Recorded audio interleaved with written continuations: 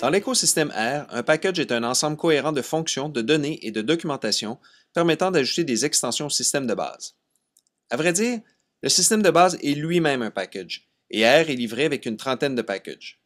Certains, formant le cœur du système, sont automatiquement chargés au lancement de R, alors que les autres font partie de la distribution mais ne sont pas chargés par défaut.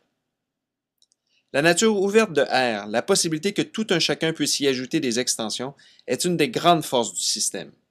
Au moment d'enregistrer cette capsule, le dépôt public de package R, CRAN, compte d'ailleurs près de 4300 entrées. Vous pouvez obtenir la liste des packages installés sur votre système avec la fonction Library, sans argument.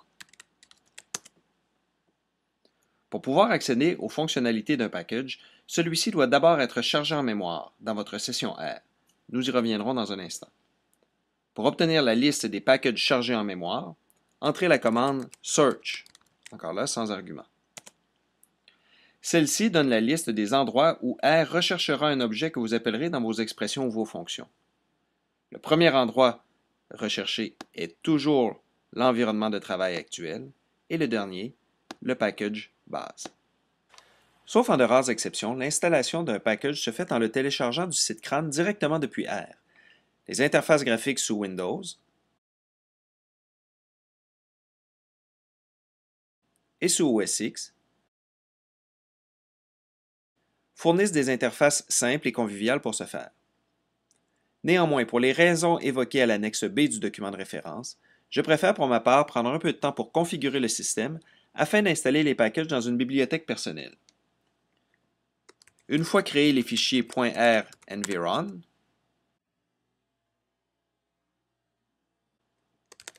et .r profile,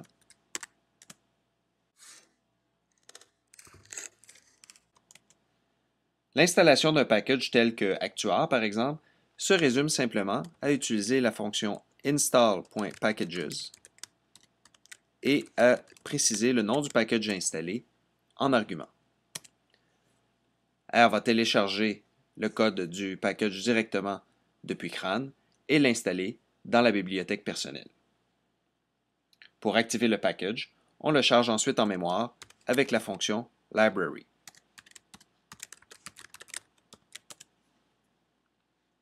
Le résultat de search montre d'ailleurs ensuite que le package est bel et bien chargé en mémoire et que ses fonctionnalités sont maintenant disponibles dans la session de travail.